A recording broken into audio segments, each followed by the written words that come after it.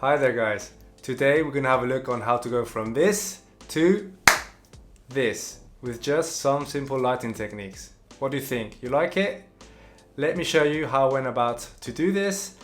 I'll turn off all the lights and I'll gradually turn on some lights so you can see the steps and what effect each light has. Right, let's get into it. Alright, so we're in the dark. The minimum amount of lights that you need to achieve this look are 2. The main light that you will need is a key light. You've probably heard of this before, and this is basically the main light. Let me turn it on. Okay, so now I have a main light at this side of my face, on my right hand side of my face, and it's shining on me or on the subject. You need to position this light around 45 degrees of your subject so that you get some shadows on this side of the face and makes the subject a little bit more interesting. I have mine around 45 degrees to the side and 45 degrees from the ceiling. I have mine coming diagonally from that side, from the top towards my face. I have it mounted on the wall as this is the place where I do the most videos, and I have another light if I need to do some other projects, so it can always stay there. The light is a Godox with 60 watts and it's more than enough to achieve this look that I'm trying to show you guys. There are other options you could use, like these mini lights here, a bigger panel like this, or maybe some LED tubes like this. These are quite cheap. And yeah, basically let me demonstrate what these would look like if I were to use them as a key light. So this is this mini light here. Could just place it somewhere around here and use it as a key light. Obviously not as powerful as the one I have, but it would do the job. Then you have something like the tube. You could just place it somewhere also around here and use it as a key light. This one is a bit orange at the moment. I haven't put it on the white light yet. I haven't changed the Kelvin on it, but it could also be used. And another one here.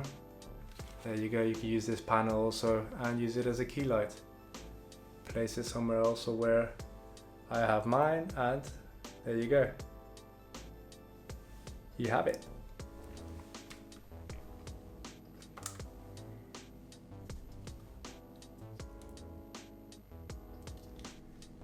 Let me put the key light back on. There you go. So this will always be a matter of budget and maybe space in your room, but they all work. I definitely recommend getting a dedicated light so you don't get flickering in your videos. Also, a tip from my side, get always lights with diffusion on it, like a diffuser. For example, this one, it has a diffuser that can be clipped onto.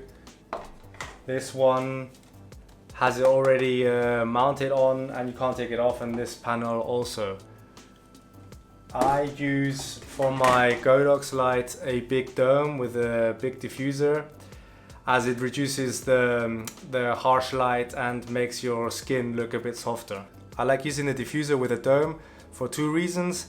1, you get a better diffusion area which gives you a softer light. This is the biggest I can place up there due to the space. If not, I would put on the bigger one that I have to get a better diffusion. Also, using the dome helps me to avoid spilling light into the background, so the lights that I'm going to introduce later can be seen without too much light. Okay, now you have your key light in place and it's time to adjust the strength of it. As you can see, my head is all here overexposed, and so I'm going to do it with the remote. I'm going to dim it down, I think, to around 40% of its capability.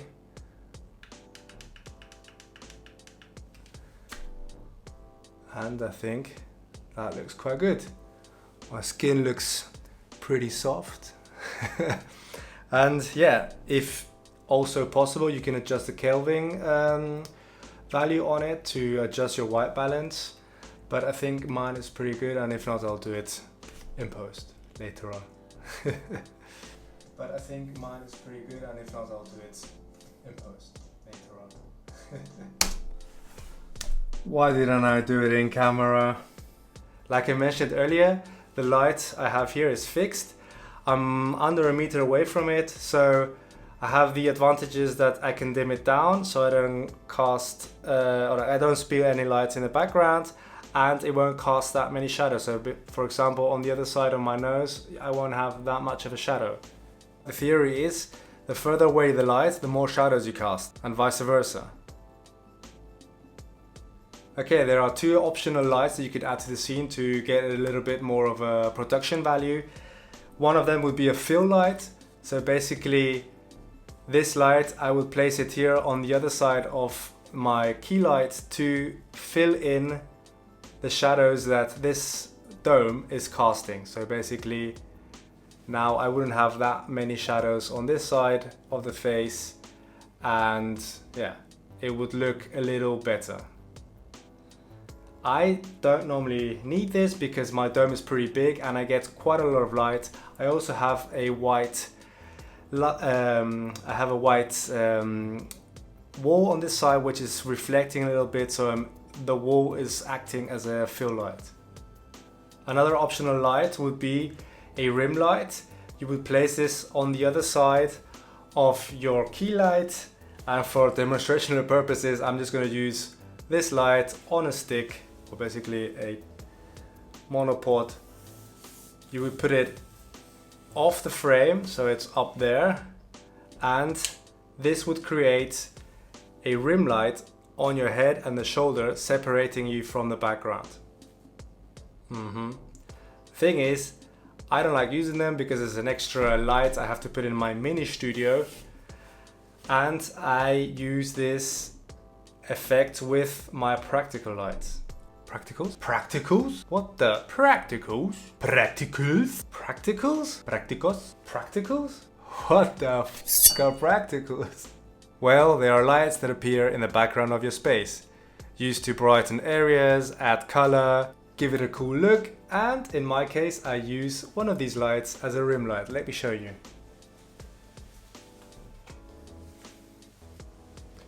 So this sign there is acting as a rim light, and I get all this shoulder and a bit of my head here lit. Let me show you when I turn on my key light off.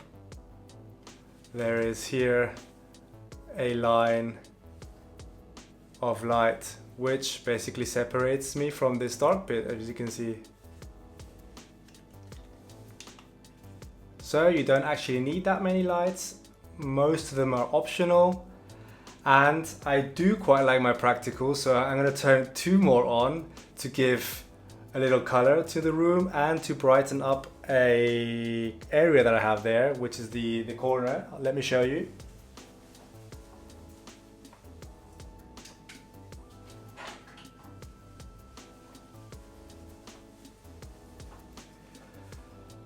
So basically now here I have some blue light. It's actually on a shelf where some of my cameras are, but it gives it a cool like color look. And on this side I am illuminating two pictures that I have there, and it gives the room a little bit more depth, and it just looks much more cozier and pleasing to look at. Okay, well, I hope you liked the video. Thank you for watching. Give it a thumbs up and subscribe if you haven't already. Take care. Adios.